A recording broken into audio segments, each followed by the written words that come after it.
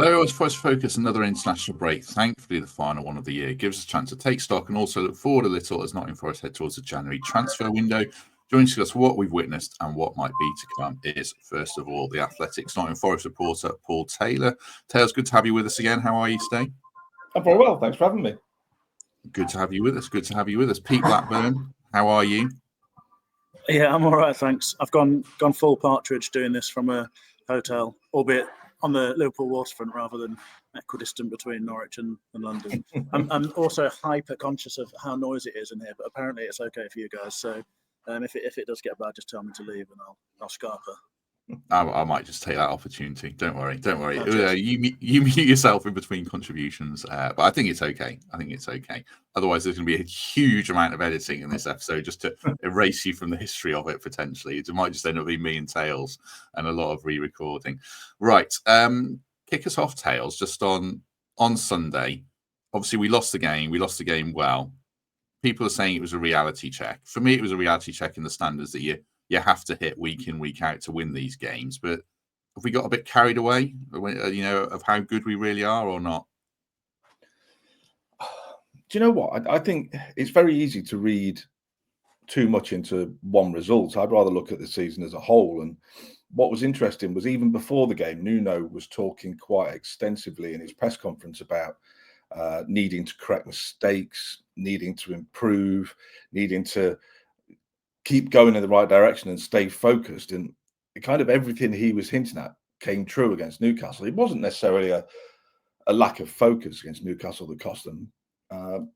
But maybe what was highlighted was the areas where there is still room for improvement, where there is room for Forest to cut out mistakes. Now, what was kind of ironic against Newcastle was that they kind of beat Forest by being very, very Forest. They hit them on the counter-attack, they had pace down the flanks, they were directing the way they got the ball forward, whether that was carrying it or whatever.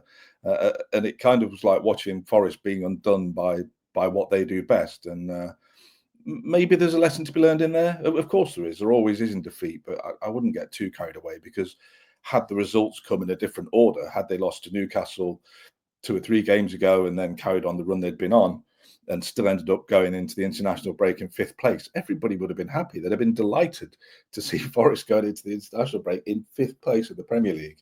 And I think that's the best thing to focus on, rather than one below par performance against a very good Newcastle side that had probably been underachieving for much of this season. Yeah, I suppose I agree with what Tails says. I suppose the devil's advocate argument against that, Pete, is, we played Palace when they were bang out of form. We played Leicester, who probably aren't one of the better teams, and we played West Ham at a point where they were abysmal. And maybe does that give us a false impression, do you think, or not? No, I don't think so. I think there's a lot of revisionism, isn't there? Because I think it's worth remembering that when we went into those games, all the chat was, okay, we've got over the home hoodoo against Palace, but can Forest do it for 90 minutes? When are they going to put in a whole performance? When are they going to put in a performance where they score several goals and really just bury a team? That was the sort of pre-West Ham chat, and then they went and did that. It's easy now to say, oh, look, West Ham are dreadful. What a rubbish team. They just rolled over and it was an easy one for Forest. But I just don't think it's as simple as that. It is hard to win any game at Premier League level. And even if they're in a bad moment, you have to accept that they're a team that have been at the level for a long time, have a lot of good players, and Forest have to perform on the day to get that result. I think similar for the Leicester game, they won 2 in a row, hadn't they, going into that game? They're on a bit of a high, really. I don't think the chat was generally that we're going to go there and smash them. It's difficult for other reasons. It's going away to a local rival of sorts, and the whole sort of Steve Cooper saga surrounding it. And there were questions about, can Forest change their style to sort of put pressure on a team that perhaps we're sort of more expected to beat, and all those sorts of things. Before the game, those are the sort of chats that we're having. And again, it was a job done, and a job done really well. So I think it's very easy to, after a poor performance and poor result, although not that poor result, Newcastle are a much more established team than us, with very, very high quality players. So Forest aren't expected to win that one. But it's easy to be revisionist after, isn't it, and start trying to sort of piece those narratives together. But personally, I think they've done really well. I don't think the I don't think I've been too carried away, because I think we all knew that third place was, it doesn't really mean anything, does it? With so few points between all the teams. It's more just about seeing the picture over the whole season, as Taylor says, and we're in a really good place. Performances have generally been pretty good. I thought they were, quite poor against Newcastle. Really, it felt quite a long way beneath our standards, and I'm sure they'll look to rectify that. But overall, I don't think we're carried away, and I don't think that we need to reassess those sort of West Ham and Leicester games, because they all count at the level and they're all challenges to rise to. Another bit of revisionism, Tales, I've been thinking about after doing a few of these podcasts after the game, is a lot of people saying, oh, Nuno got it wrong, he should have made changes at half-time and all that kind of stuff. And the more I think about it, the more because I do retreat to blaming managers for poor in-game management, but I didn't really see it this game as much, because I think Nuno's got a right to expect more from his players in terms of their performances. Newcastle raised their level significantly, and we've been doing that, but we didn't really do it on Sunday, did we? Like we were pretty poor second half, and players we looked to, like Morgan and players like that, they just weren't really at it, were they? I suppose I'm asking, are we right to aim some criticism at Nuno, or does he have the right to expect more from key men? I think both things to some, but only to a minor degree, I'd say. Like he picked the same team. He did what not every manager, but most managers would stick with a winning team, a team that's performing well. It was no surprise to see him not change the starting lineup, although I'm pretty sure there would have been some temptation in there with him in trying to figure out how to get Anderson maybe into the starting lineup as well. Although with his foot problem, maybe that was a factor still. I don't know. Even in the second half, I mean, I think we were 4 or 5 minutes into the second half when we had two players on the touchline ready to come on. So he wasn't shy about making changes. And I think I'm right in saying that he's used almost all of his available substitutions this season. There was only one game where he made 4 and not 5. So he's never been shy about making changes, about trying to bring fresh energy onto the pitch or fresh ideas. And that's actually been a real strength this season.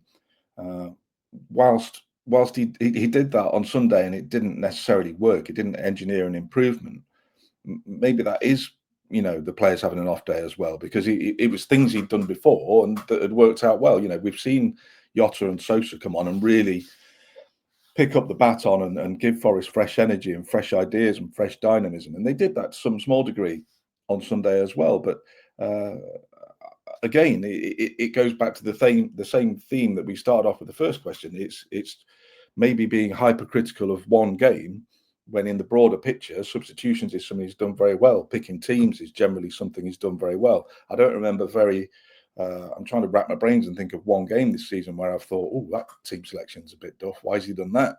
It's always kind of made sense. And yeah, Fulham maybe is the one.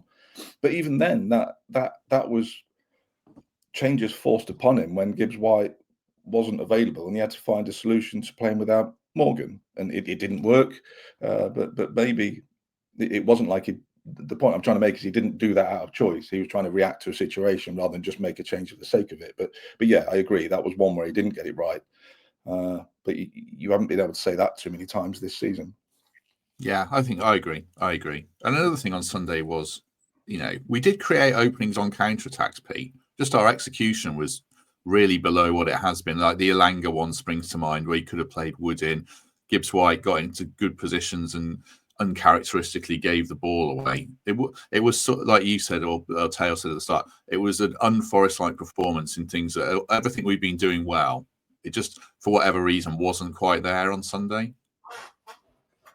Yeah, I think so. I mean, on your previous question, it feels to me like it's a bit insane to be so outcome orientated that we're basically our football analysis comes down to good result, manager good, bad result, manager bad. It just doesn't make any sense. That's what I was getting at. That's a better way of articulating what I was saying. Yeah, it's just silly, isn't it? Really, it's sort of lowest common denominator stuff, I guess. But yeah, look, I'm certainly no tactical expert or anything like that. But to me, the Newcastle game, it sort of felt like there were a couple of problems I think one of them was what you've touched on, that when we had the ball and we got into those good positions where normally you feel Forest are really quite efficient on the counter, and in those moments where Elanga breaks free, and often we'll see us that pass sort of slid behind the defence and there's a finish there and that sort of stuff. It felt like we had loads of those moments where someone was breaking, Gibbs White or Elanga, and then the pass was just sloppy and it was just straight to a Newcastle player. That didn't really feel like us, as you said. And then I thought the other problem following that was something that we sort of touched on in the preview, where I felt like there was the concern for me looking at the Newcastle team was firstly the sort of physicality of the team, big players everywhere and athletic, dynamic players. But secondly, just how many bodies there might be in that sort of central midfield type area. You know, they're playing three in there anyway. And then you've got Joe Linton potentially sort of dropping into those areas and quite a lot of sort of fluidity there. And it felt like when we lost the ball, we were suddenly in a really weak position because one of Dominguez or Yates had perhaps already gone herring up the pitch. And then we just had, one or at best two in that area to try and deal with an awful lot of players breaking back on us. And I think you said earlier, it felt like almost like they were sort of foresting us, I guess. And, teams experience that against us, don't they, where we break really quickly and there's suddenly bodies there. I felt like perhaps we maybe were saying we're tactically naive is something that really irritates me because I don't really know what it means. I think it means, again, that the outcome was bad. But it felt to me like we just didn't have a plan to have bodies in that area or to get back quickly enough. And perhaps it's just the case of losing the ball. But I think maybe it's reacting as well. So I think we said before, maybe Gibbs White needs to be a little bit deeper. Maybe we need to take lessons from that Leicester game where one of the wingers was sort of tucking in to help deal with that sort of box situation. It just felt like there's a lot of numbers there all of a sudden, and we just, we were really going to be struggling to cope with those scenarios. So yeah, those are the sort of problems as I see it. But I think they're just things to learn from and adapt to, aren't they? Really. And I said before the game on the preview, for me, we're in this really nice place where we're doing so well. You can go into all these games and see them as just another challenge to see if you can rise to it. And on this occasion, I don't think Forest really got it right, and performance wasn't quite right on the day. What sits with the manager and what sits with the players, I'm sure it's always a blend. But it's something to learn from and adapt to, isn't it? And there's going to be so much of that through the season. It's a long old season with lots of different teams and lots of different threats, and it's all it's all quite exciting, really. I'm not concerned about Forest in the wake of it. No, I think you're right. What about upcoming games and Tails, touching on the challenges ahead? There's two ways of viewing them, like Arsenal, Man City away, United away with the new manager, Villa at home. Good teams panic, or actually we've gone to Anfield, we've gone to Stamford Bridge, and we do raise our games against good teams. So is there anything that worries you, or are you quite confident, even if we don't get a huge amount of points? Is there anything to be alarmed about in upcoming games? It's all about perspective, isn't it? I mean, what do you want from this season? Are we now expecting, has the bar been raised to a point where people are going to be disappointed or annoyed or think Forest are underachieved if they don't win a lot of these games? Or are we going to keep a sense of perspective and think that the reality is that they are going to lose one or two of them because they're playing some very, very good teams? Now, for me, what's changed this season is that previously you'd go to Liverpool, you'd go to Manchester City, you'd go to Manchester United thinking, oh, maybe Forest have got a chance of winning. They've got an off chance. That if they play to the best of their ability and the team they're playing have an off day, then maybe everything combined will lead to Forest getting a surprise result. Now, you kind of feel like if Forest play to their best, they've got a very good chance of getting something, regardless of what the opposition do, because Forest's standard has gone up another level again, and they're all starting to look at the very least like a competitive, strong Premier League team. Now, I was talking the other day, and this is perhaps a bit of a whimsical way of putting it, but I think now Forest have got to a point where they can dare to dream of more. They can dare to dream that maybe they can reach European places. Maybe they can go to Manchester City or Manchester United and genuinely believe that they can win these games. And I think that's the big change this season. They can dare to dream. I'm not saying they're definitely going to finish in the top four. I'm not saying they're definitely going to finish in the top eight, but it feels like they've taken a step on to a point where they can believe in themselves, believe that they are competitive, and believe that they've got the quality to go toe-to-toe with really good teams in the Premier League and potentially fairly regularly come out on top. What about these Arsenal game coming up next, Pete? I think you spoke about the pressure being off. The pressure's still very much off, I think, isn't it? And it is one where we can go there and challenge them. Like we went to Emirates a couple of years ago and got tonked 5-0, and it looked like we were worlds apart. I just don't see a scenario, tempting fate here, where anything like that happens again. Surely. No, I wouldn't have thought so. I think Tails has got it absolutely bang on. And it's also worth saying, like, when a Forest ever conformed to the sort of hierarchies of the Premier League table, we've always had surprising results. I mean, we did it in the promotion season in that cup run. We did it under Coote in the Premier League. We've done under Nuno in the Premier League, and this season done it against Brighton, Chelsea, Liverpool, etc. So I just don't see any reason for us to fear any of those games. To be honest, you know, we're obviously not going to be favourites in them. Generally speaking, but that will suit us as well. It's worth saying as well. We often talk about how perhaps Forest sort of kryptonite in the Premier League generally has been finding it quite difficult to dominate games that perhaps we need to, and to try and generate a lot of chances in those games where we should be on top. But this is going to be totally different. These are teams that are all going to come here to the City Ground, or we're going to go there, and they're going to be playing high lines. We're going to have opportunities for Elanga and whoever else to get in behind. You know, it sort of totally suits us. So I certainly wouldn't be fearing any of them. And I also think that Tails is right that the floor of this Forest team is raised massively. We're much closer to all of these sides in terms of what we can do. It's definitely not a case of them having a terrible day and us having a perfect day to be able to compete. It's just not at all. It's much closer than that. I think if they have a bit of an off day and we have a decent day, we've got every chance of getting results in these games. And some of them, I mean, like, you know, the weaknesses you see in the Spurs side, in City recently, even Arsenal, these aren't like terrifying teams with no flaws that you can exploit. They're all teams where Nuno's going to be preparing the side to take advantage of things. I don't think we're going to just be sitting in there desperately scrabbling for a result. I think we're going to be thinking, you know, there's opportunities to hurt teams and to, you know, get another famous result on the road or at home. So, yeah, personally, I think, you know, they should all be exciting opportunities as much as anything for Forest right now. Just before we pick up on that with Tails, quick word for the Trent navigation. A couple of ads to bring you, put in your diary.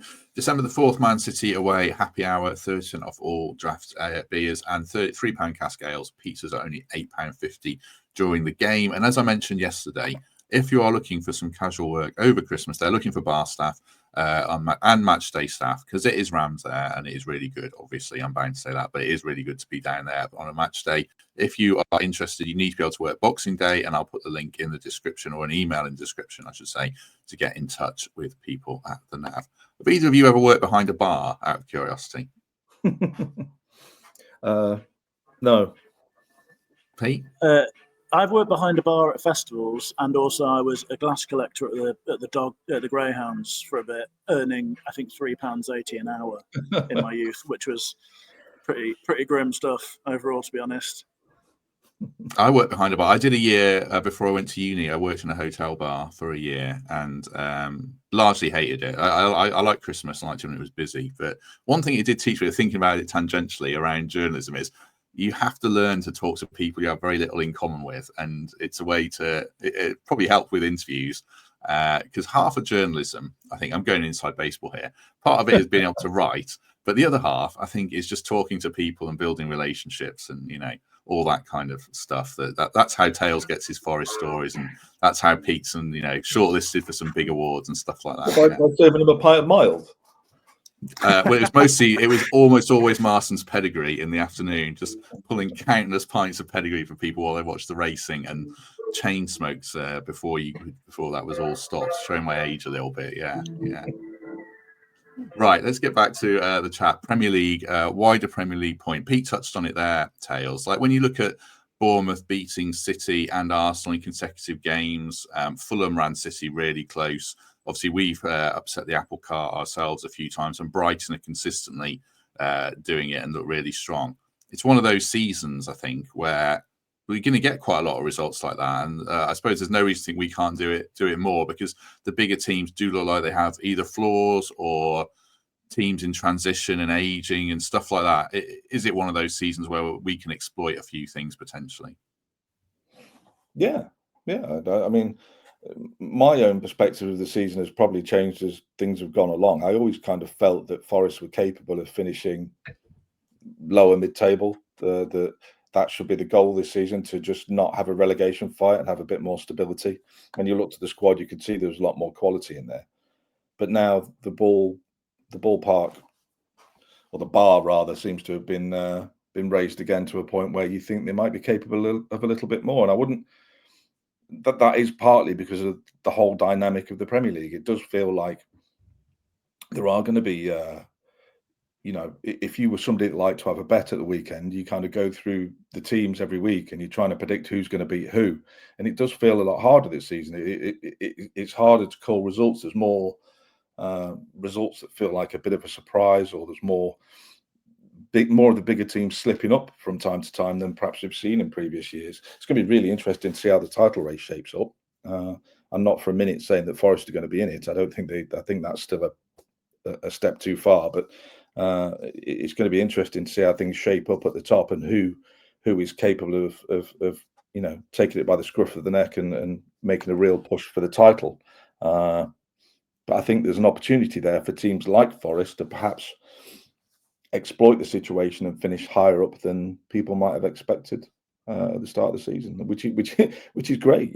Forest have timed their run well, if you like. They seem to be improving in a really good moment for themselves, and potentially finishing higher up the Premier League than people might have expected.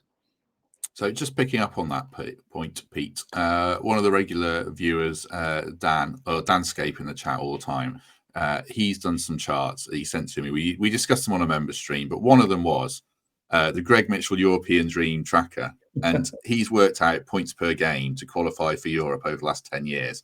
For people who are watching, the red chart, red line is basically the points you need after a certain amount of games to be in the European places. And there's a green line and where we're tracking. And obviously, it was done before the Newcastle game, which we lost. But you can see you need 19 points after the Ipswich game on the last 10 years, and we've got 19 points already. So if people who are listening to this, it's not a perfect illustration, and you try having to kind of keep up as much as you can. Sorry, but basically we're on track for European football, even if we lose to Arsenal and then hopefully beat Ipswich. So putting it all together, what Tails said, what we see here, I never thought top 8 was possible, but now I do. Basically, am I mad? Well, I think it's funny that you started this recording with a question of, are we getting carried away? And then you've got your European dream. Out the European Dream Tracker. Yeah.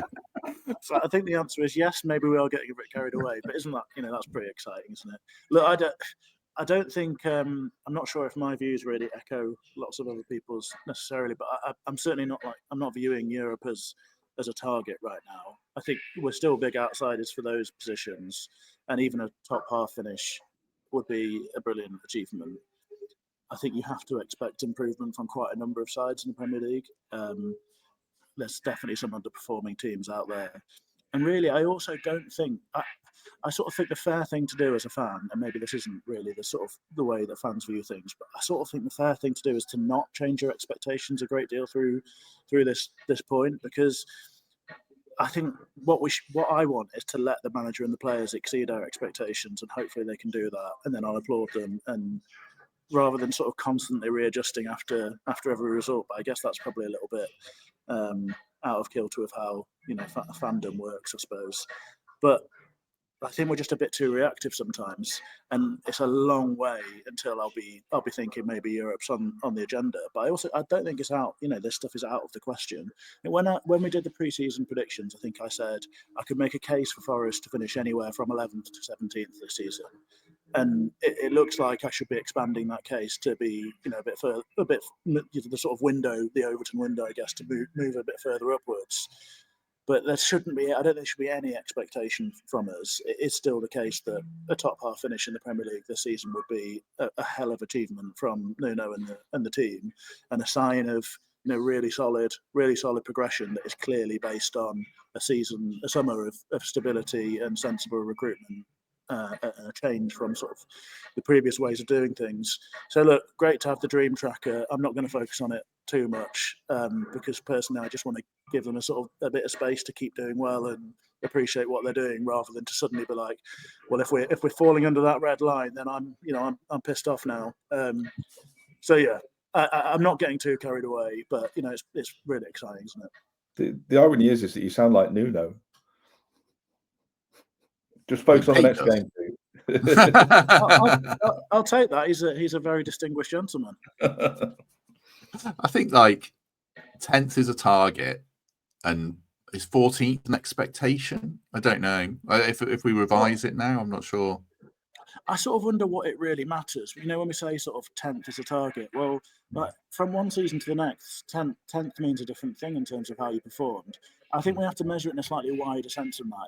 It is about the overall sense of progress, how things are looking, what the performances are. We all know football. You often don't get what you deserve in football because it's a game of those sort of margins. It's not like a basketball or something where it's almost statistical. The scores are so high that the best team tends to win. It's not as simple as that. But if we do have this overwhelming sense of progress that we've got going on now, then I'll be a very happy man. And whether that means 12th, 11th, 10th, anything, I think it is about that overall feeling and how we're doing. Because even to come 12th or 11th, we're going to be finishing ahead of some really established Premier League sides who most people wouldn't have thought that we could have done before the season. I think we do have to keep remembering like where we are. I really don't want to get to a position where we're suddenly quite entitled and we're going to the City ground and forgetting to be that supportive voice. And I just want to really enjoy this journey for everything it is, and remember that beating West Ham 3-0 at home is fantastic. That's not something to be sniffed at. No, I think you're right. But we always say, and I always think back, when we were in the Championship, we'd often have a new manager come in and fans would say, oh, I'll just take a season of transition where we finish 12th and then we'll be like 14th in January and everyone wants the manager sacked. So I hope we don't get to a position where we've lost 4 games in a row and people are saying, oh, I'm not sure about Nuno anymore and all that stuff. But I just know what we like as fans. And if we do lose 4 games in a row, I know I'll ask the panel the question, oh, should we be worried about Nuno, even though I don't think we should. But that's the way we are, certainly. What about internally, Tails? Have you got any thoughts on what the ownership are hoping for this season? Has that been recalibrated or not? I think, let's be honest, the expectations of Evangelos Marinakis and the rest of the hierarchy have always been extraordinarily high. I remember when Forest were promoted to the Premier League, he stood on the Council House steps and targeted European football. Even then, that was their goal, to get Forest back into Europe, and that remains the goal now. I think particularly with Olympiacos having success on that front last season, I think it's become even more of a target for Marinakis and the hierarchy. I don't think even they would realistically have expected it to happen this season, or indeed perhaps do expect it to happen for definite this season. But I think they'll probably have adjusted their hopes surrounding it. I think they'll think now there is a chance that it could happen, which is probably what we're all thinking, to be honest. I think I'm always quite a realist. I think my vision of what would be acceptable this season hasn't changed. If they finished mid-table, I'd still think that was great and would be absolutely fine, and it would be a real sign of progress. I think what's changed is the hope, the dream, the question of what might be possible, which is different. I don't think if they didn't finish in the European places, it'd be a failure by any means. It wouldn't. But I think the ownership might be slightly ahead of that. I think they might be a bit more ambitious than me now, perhaps, given where Forest are now. What about January then, Tails? Because that's the time when obviously we can strengthen. I'm sure they've already got targets and they'll already have plans in place. What are you expecting they might do potentially in January?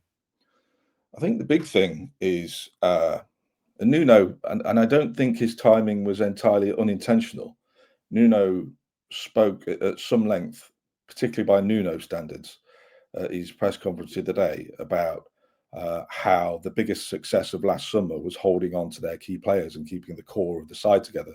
So players like Murillo and Gibbs-White, there was an expectation, including within the club, by the way, a very big expectation that at least one of them would have to be sold to stay the right side of PSR, because they were, frankly, quite a long way off being the right side of it. As it happened, they did a very good deal for near Coote and one or two other bits and pieces in including Odi Vlachodimos to Newcastle, and what a deal that was, by the way. Those two things combined probably meant that they didn't need to sell a Murillo or a Gibbs White. Now, needing to sell and having an offer that makes the player themselves go, "Oh, I'm interested in that," are two very different things. And there will probably be some very big clubs that come in January with some interest in both of those players, particularly with Murillo's progress. Some very big hitters have been watching him. So how Forest deal with any significant interest in them in January is going to be very interesting. I think it would take a great deal of money for them to even think about selling, but it could be not another fight to keep hold of them, but there might be an interesting tale or two during the January window that hopefully will have the right outcome again. As for players coming in, I think they need another striker. Chris Wood has been absolutely brilliant. Taiwo Awoniyi, we know historically, has been very good at this level, but they do have an issue there with him just purely because he isn't playing. He isn't sharp. He isn't match fit. He isn't at his best level at the minute. And I don't know how they get him there while Chris Wood is still playing regularly and doing well, because you can't drop Chris Wood. Not when he's scoring all the goals that he is. He's getting to the point where he's almost going to be the all-time Premier League top goal scorer for Forest if he gets another goal or two.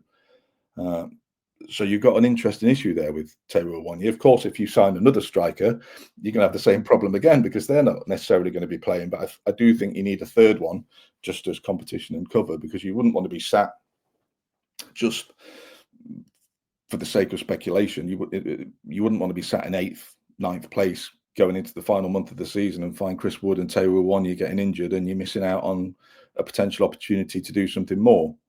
So I think they'll sign the striker, potentially another goalkeeper, just to give them 3.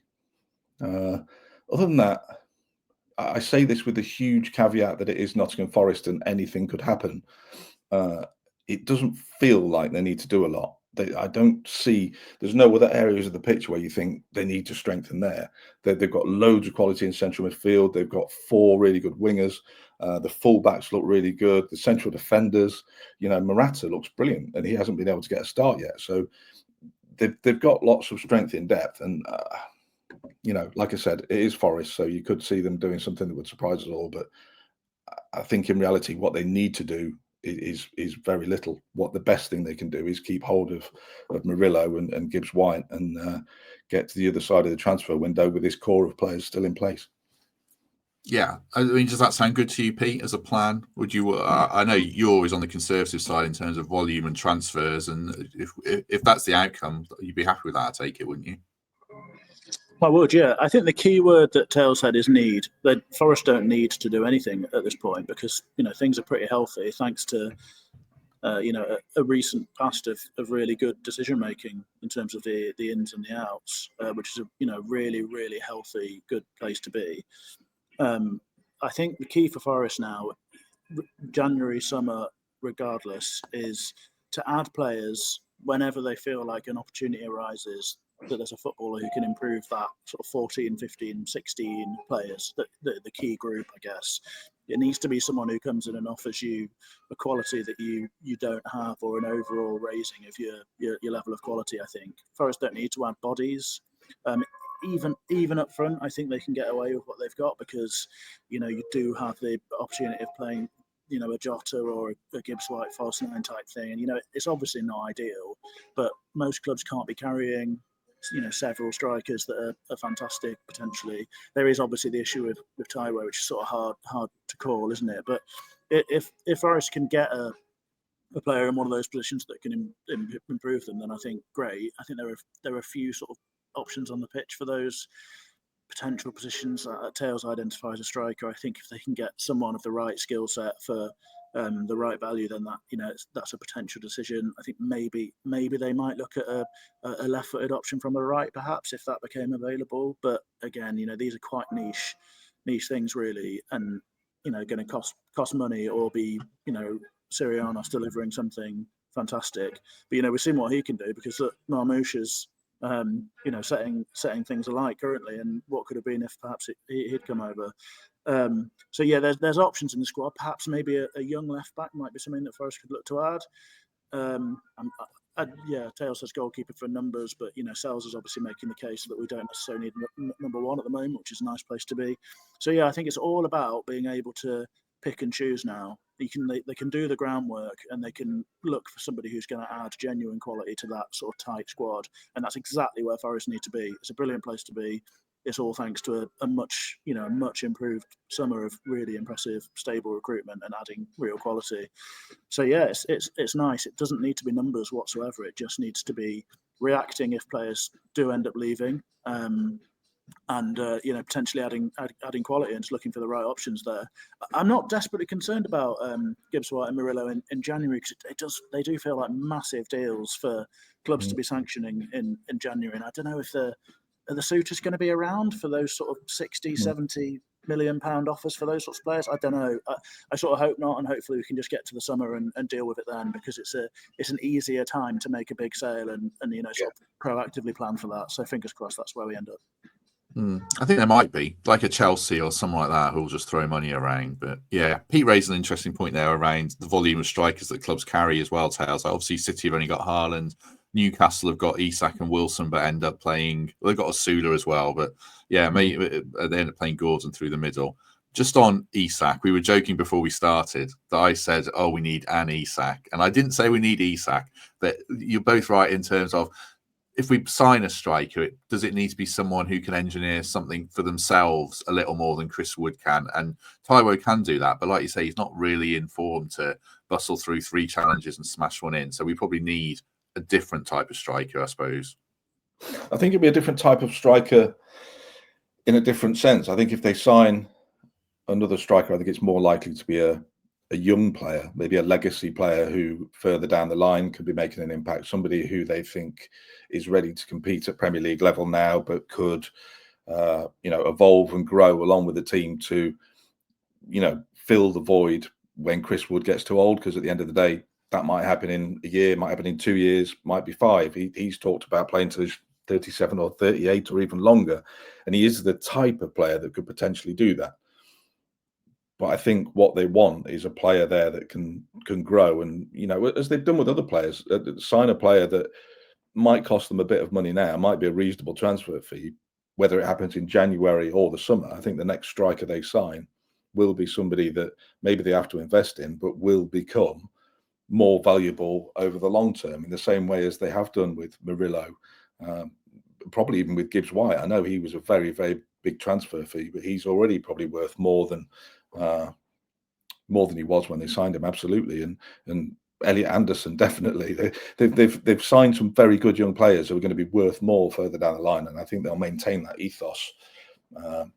If they do sign somebody permanently. The other option, of course, is that they sign somebody on loan, but getting even a senior striker on loan in January might be more difficult. Teams don't tend to want to let their best strikers go in the January window for obvious reasons. But that would be the main priority for them, I think. Yeah, Liam Delap in the summer just sounds interesting. If Ipswich go down, what happened with the Portuguese youth who I thought we were going to sign? Do you know what happened there, Taz? I can't remember his name. Rodrigo Ribeiro, maybe. Were you surprised we didn't sign him in the summer? The one that was on loan. Yeah, I thought. I thought he was the kind of player you only sign on loan if you're buying, and then we didn't buy him. Were you surprised we didn't sign him? I was, only in the sense that when he signed, it was presented almost as a done deal that he was signing on loan, but it would be made permanent in the summer. I get the impression he perhaps didn't quite impress as much as they'd hoped for.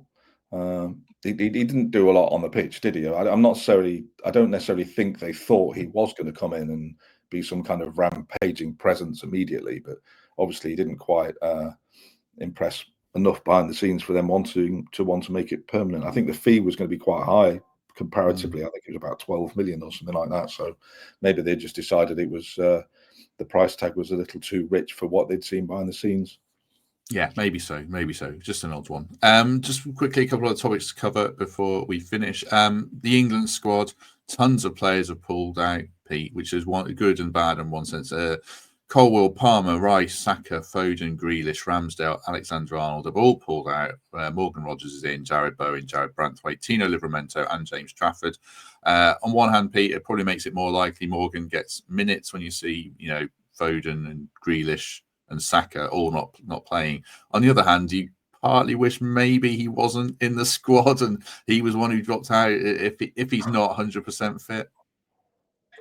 It's a funny one, isn't it? Because we've talked about this before, and the opinion of the panel and the people watching is always really, really split.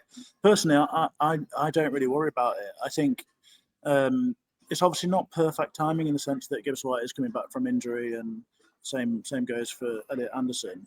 But for me, I think we want to be a football club at this level with players going on international duty. I want players to feel that they can come here and grow, that Forest can sort of match and support their ambitions, not that they're sort of doing us a favour. I want them to grow as footballers and people while they're here, because we gain from that, in terms of the potential finance along the line, what they might be worth, but also because they should become better players by having those sort of challenges, and by playing with players of different levels and from different clubs and representing England and such like. Satisfied footballers who are developing their games and playing at that level have got to be good news for us. And you see with Morgan Gibbs White how desperate he is for it. I would worry that if we couldn't help deliver that for him, then I think it strengthens his case for going elsewhere. So, look, fingers crossed for no injuries. Obviously, I don't want that to happen, but I think it's good for Forest and good for the players if we're in this sort of position. Yeah, and one other minor point, Hales, I suppose, is like, I hate watching England games, to be honest, if they're not in a tournament. But the Nations League, they're not played at the most intense pace. One game's at Wembley, the other one's in Greece. So it's a nice, sunny climate where I'm sure Evangelos Marinakis will make sure Morgan's looked after if he's needed to be. But yeah, what do you think about not having, players in the squad when they're carrying injuries? I guess as well, we know players, they're very rarely 100% fit these days, are they? Pete made a really, really good point there at the end of that if just hypothetically, if Morgan hadn't got into the England squad now, would he have been scratching his head thinking, well, am I ever going to get in the England squad while I'm a Forest player? So it is a huge, huge thing potentially for, down the line, that you've got one of your key players hasn't got potentially a reason to think, do I need to move? Do I need to go to another club where I'll get the England recognition I crave? So if he can become an England regular at Forest, then that could make a real difference, because he's got one less reason to want to leave. He can achieve what he wants to achieve theoretically at Forest, and that could be as well. And again, without getting carried away and going on to our dream meter or whatever you called it, if Forest could be in a position where they're at least competing for a European place, then players like Murillo and Gibbs White and all the others who are making a name for themselves, Elliot Anderson, there's going to be less of a reason for them further down the line to think that they've got to move to go somewhere else if they can potentially, and potentially is the key word here, achieve those ambitions here. If they think they've got a chance of doing those things in a Forest shirt, then that's an even greater string to Forest bow to be able to hang on to their better players if they don't feel the need to move on to a Chelsea or an Arsenal or whoever else to go and fulfill their dreams of competing at the top level. Can I just add as well? I think it's not just about retention either, which is there's a huge deal for Forest right now, because we've got good players that we want to hang on to if possible. It's about recruitment as well.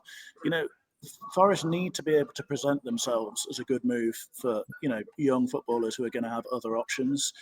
It's a difficult market to recruit in, an incredibly difficult market, because there's usually going to be bigger fish with bigger resources, bigger commercial arms, all that sort of stuff, competing with us for players. What we've done really well is we've snuck in on players early, like with Murillo, where he's hardly played any football, so Forest are taking a bit of a chance. Bit of a chance, absolutely, yeah. So I think Forest, we have to take every bit of edge we can get. It might be that a player's got a bit of a flaw, like Hudson-Odoi. He's got a bit of a questionable injury history. Someone's going to take a gamble on it. Often that's going to be the case, where Forest are really going to have to find an edge to be able to compete in recruitment, and having that sort of brand that we can sell people, that you can come here, you can develop, you become a better player, you go and represent your country, you go and play with the players that were your heroes growing up, blah blah blah. All that stuff is really, really important. I think it all matters to what can grow. Is he frozen there? Looks like it. He's back. He's back. We missed the end of your point, Pete. Don't worry. Oh, it was really, really good. No doubt. No doubt. Right. Just before we finish, no second sponsor for this episode, but a word for myself, I suppose. We have launched, or I've launched, finally, a Patreon service. So if you're listening and you listen on audio and you want to get rid of all these ads apart from the ones I so eloquently read out, you can do that. You can get early access to all the interview shows. Like this one, you can get it a day early in most cases, or at least a few hours early. And we will have an extra members show for player ratings that I do after each and every game. Tails loves doing player ratings. I'm sure he's sorely misses. He's shaking his head for those who are listening from his post today. They were. Well, at least with these ones, I take some time to consider them. I'm not like missing the entire second half of the match and writing a sentence and a number next to someone's name with 5 minutes to go and hitting send. So yeah, you can get all that. £5 a month. Obviously, Pete's better at selling these things than me, but I know it's tough to ask people to part with cash at these times. But if you're interested, I'll put a link in the description for our Patreon, and you can also sign up to become a YouTube member. Or alternatively sign up to become a YouTube member, I should say, if you watch these and don't listen. So yeah, something for you to consider. Is that all right, Pete? You're better at salesmanship than me.